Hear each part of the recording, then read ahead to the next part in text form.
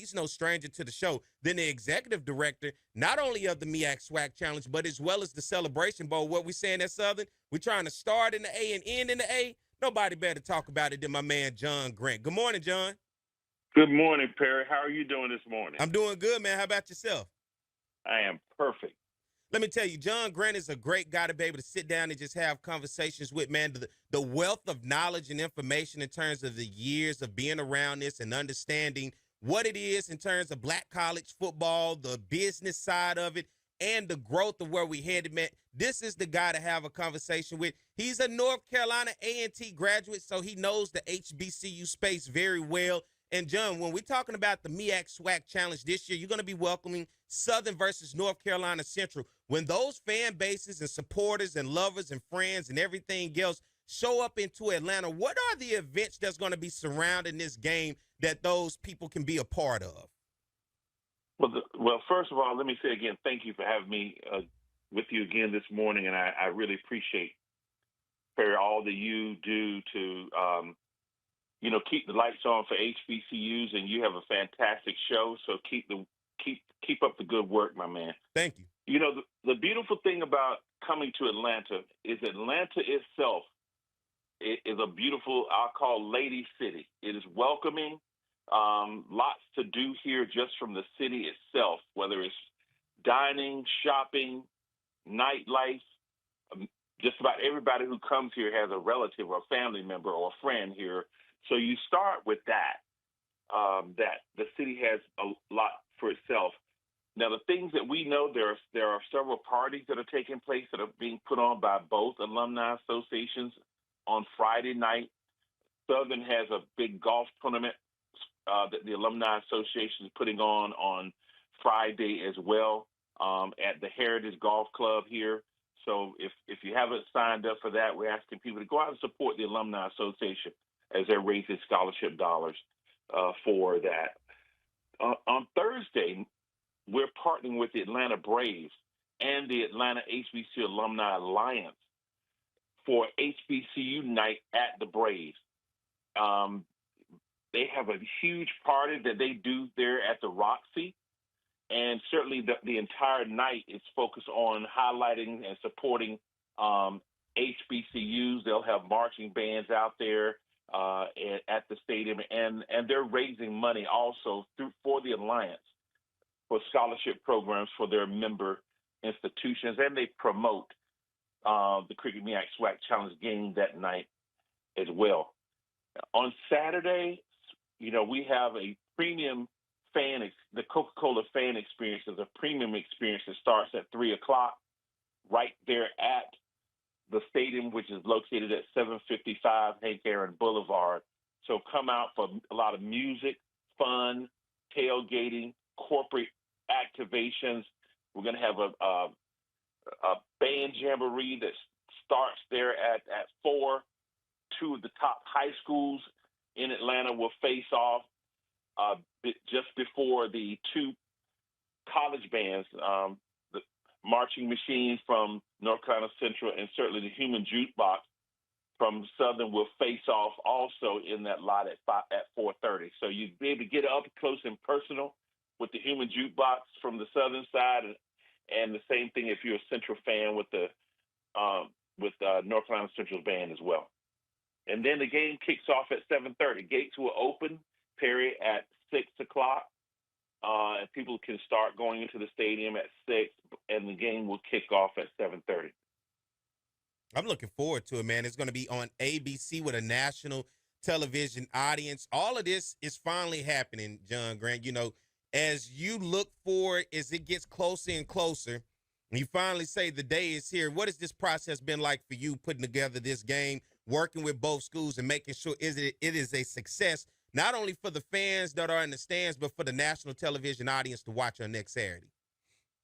Well, we start working on this, Perry, immediately after the Cricket Celebration Bowl. So starting in January, as we're wrapping up that game, our team is also working on starting to operationalize the kickoff game as well. Getting the ticket set, et cetera, starting the communication, working with the schools, working with the local alumni. So it is a process. A lot of people think, wow, you just show up, a month before and you put on a game, and it's not like this. It's a pretty long process, and we've enjoyed working with both institutions. I can tell you that working with Coach Gray and with Coach Oliver and their staff, they've been exceptional. From what I hear and talking to the staff, that the student athletes are excited to get to Atlanta, and we know the alumni are excited to get here. So it's just been a great experience thus far, and we're excited to be able to bring this experience, to the people here in the city of Atlanta, but also bring the experience for people who will be coming to Atlanta to engage with it, and those who will watch it on television as well. Let me ask you this: for the fan experience, what is it that you want the fans when they show up in Atlanta and they come to the stadium and they're saying we here? What kind of experience do you want them to leave walking away talking about when they bring up the MEAC SWAC challenge? That this will be an experience like none other. The look, the feel. As you notice, I didn't call it a tailgate. It is a true fan experience. The symmetry, the way we have it designed, the way it's laid out, the flow, the energy, the music, the food, the entertainment that's going to be a part of this is really what we would call second to none. So if you want a high-level quality experience, this is going to be the place to be.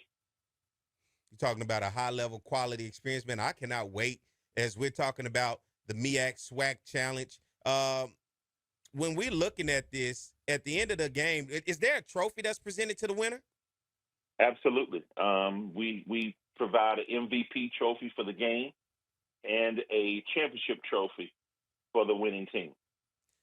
For those people that's out there that's going to be traveling in town and maybe that's already in town, give us some ticket information about this game itself. Well, you can visit our website at MEACSWACchallenge.com.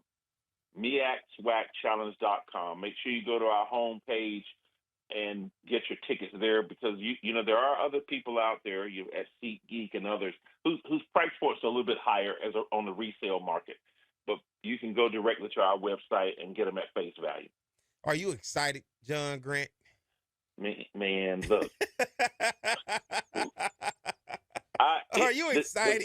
The volume started turning up for me once Media Day occurs. Uh-huh. And I started watching the media days of the other conferences, from the SEC to the Big Ten. The Big 12 went first. And so I watched their media day all week. SEC was here in Atlanta. And certainly I was at the SWAC Media Day and watched the Big Ten Media Day, and then went to MEAC Media Day. So am I ready for football? Man, I cannot wait. I can't wait to hear those shoulder pads clashing, to see the energy among fans in the stadiums, because we know that college football is the best time of the year. Let's have this conversation to give a little background information in terms of the MEAC SWAC challenge, because when this game first started, it was in Birmingham. It moved over to Orlando. Then we saw for 2 seasons it went to Daytona at Bethune. It came to Baton Rouge at Southern. Then it found its home right there in Atlanta, Georgia. How this game from an idea became what it is today as a premier Week 0 primetime ball game. Well, going back to 2005, the commissioners of both conferences, Dennis Thomas and at that time Robert Vowles, met here in Atlanta with Pete Durzis, who was the executive for ESPN Events at the time. And they met here in a hotel pretty much all day, as I understand the story, that they were educating Pete on the whole HBCU importance and culture, et cetera. And coming out of that meeting, the MEAC SWAC Challenge, it was agreed that they would launch this game as a early season, a preseason bowl experience for both conferences. So it would started out with their champions from the season before would open up the season in a bowl-like game, complete with events and etc. And that's how the game got started. And it functioned that way when it left Birmingham and went to Orlando, and then Disney became the title sponsor for a number of years. And as other teams started to move into the Sunday of Labor Day weekend space, because in 2005, the MEAC SWAC Challenge was the only college football game played on Sunday. But by 2016 or 15 or more, you now have 5 or 6. And some of the bigger schools and bigger conferences were wanting to have games. And one of the venues that was to be played in was the Citrus Bowl in Orlando, now Camping World Stadium. So the game was moved out of that in order to facilitate a major early season game that was happening there, and it went from campus to campus. It was, and the last game on the campus, as you mentioned, was at Southern University in a very tight game that Southern won over South Carolina State. And from there, determination was what do we do with the game, and we met with the commissioners and with ESPN and lobbied for the game to be in Atlanta, and we would actually connect it to the Celebration Bowl as a beginning of the season kickoff game, very similar to what the Chick-fil-A Peach Bowl was doing with this kickoff game. So the Chick-fil-A kickoff and the Chick-fil-A Peach Bowl. So the Chick-fil-A game is now the AFLAC kickoff. But it was the same concept, and we had a great relationship with Gary Stoken, who was the president of Peach Bowl Inc. and ran both of those games to understand how it worked, and he was gracious to share their model. And so we incorporated that same model with us, and the rest is history. Not only are you in charge of the MEAC SWAC Challenge, making sure that it's a success, but as the Celebration Bowl, and then with the addition of the Band of the Year sponsored by Red Lobster. Talk about now with the Band of the Year. I know because with this first game, we're going to start getting the polls of bands getting voted on. How is that going to work this year, and what's going to go into that whole idea of creating at the end of the year those 2 bands per each division that's going to represent over in Atlanta the day before the Celebration Bowl? Well, we've been working on this since 2016. We started working with, at that time, the Undefeated, owned by ESPN. It's now called Anscape, to launch band rankings. So we started ranking bands because this was all very new for HBCU marching band directors. Our band directors are accustomed to attending Battles of the Bands, which are excellent showcases for our HBCU marching bands. But in this case, we had an adjudication process and a committee of experts, very similar to what the college football playoffs does. They have a committee that really determines, evaluates teams' play, and puts out a ranking that determines, in part, who gets into the playoffs and college football playoffs. And so we just took that same model and applied a rubrics to that, and we started with a ranking first, and now we're doing actual rankings where the band directors submit a show to the committee. Once a month, they submit a show, and the committee does an assessment and evaluation of that show, and they put out a ranking based on that performance. But the key part of that is also the committee gives feedback to the band directors based on the categories that they evaluate, which include precision, originality, their drum majors, their ancillary core, which include the dancers and flags, etc., drum majors, and a category called general effect. And so regardless of whether you have one drum major or 5, the scoring balances itself out, so you're not penalized by the number, or if you don't have a flag core, you're judged upon what you have, and your points are accumulated according to that. So there's no penalty for what you have or what you don't. It's based on the quality of what you're presenting that they assess. And as we narrow it down to the top, we put out a ranking each month. We start with the 20 that goes to 15, that goes to 10, then down to 5. And out of the 5 come the 2. And those 4 bands are brought to Atlanta, and they compete for a national championship in their respective division. Along with, Perry, we added last year a high school, Metro Atlanta High School Band of the Year. So we take the top 2 bands from the 10 Metro Atlanta counties, and they go through the same process to compete for the Metro Atlanta High School Band of the Year. Let me ask you, will the Celebration Bowl do a promotional tour at schools throughout the MEAC and the SWAC this year as the season goes on? We do that in partnership with Cricket.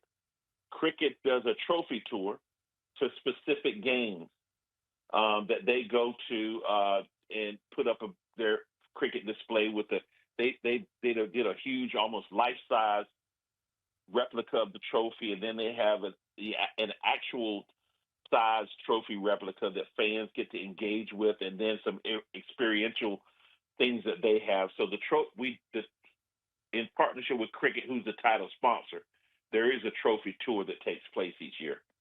And one last time for the people that's out there who want any information in terms of this game, tickets, events, anything surrounding this upcoming game next Saturday, the MEAC SWAC Challenge between Southern University of the SWAC, North Carolina Central of the MEAC. It's going to be on ABC with a national television audience watching behind it, along with I'm hoping a packed house. I know if it's Southern involved, it should be a packed house. But for any information out there, for anybody, Mr. John Grant, give them that information so they can keep up. So you want to visit our website at MEACSWACchallenge.com, or you can, for tickets and information, or you can follow us on both our Instagram and our Facebook pages as well. I'm going to ask you this again. Are you excited? Man, are you ready? I am busting at the seams, Perry. I'm busting at the seams. But I'm going to throw a little something out there, because I was looking this week. Right now, it looks like the Eagles are close to outpacing the Jaguars in ticket sales. I don't know. I don't believe that.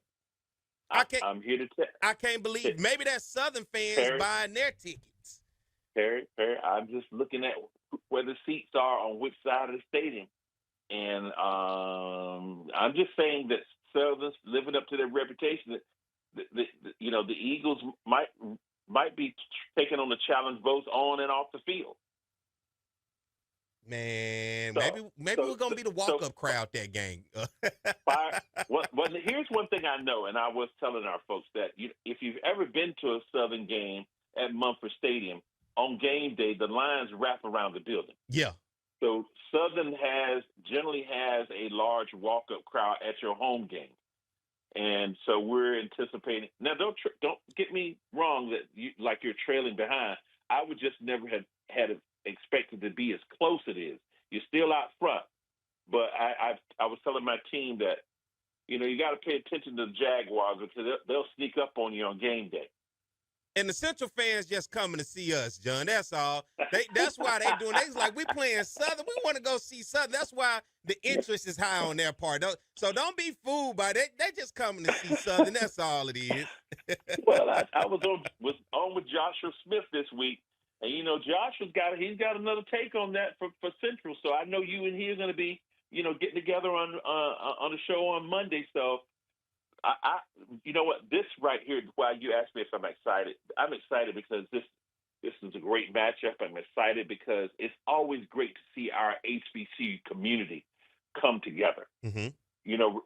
More than just around football, but around the energy of our community and the culture that we have, and the excitement of people whom that I talk to that are not even associated with either school, but are coming out to this game just to be a part of the experience. Well, Mr. John Grant, I appreciate you for coming on this week, man. and talking to us. We'll be all in Atlanta next week. And for those who are not in Atlanta next week, they can watch the game on ABC with a national television audience. So, John Grant, thank you for coming on this morning, man, and appreciate you. Thank you so much for having me.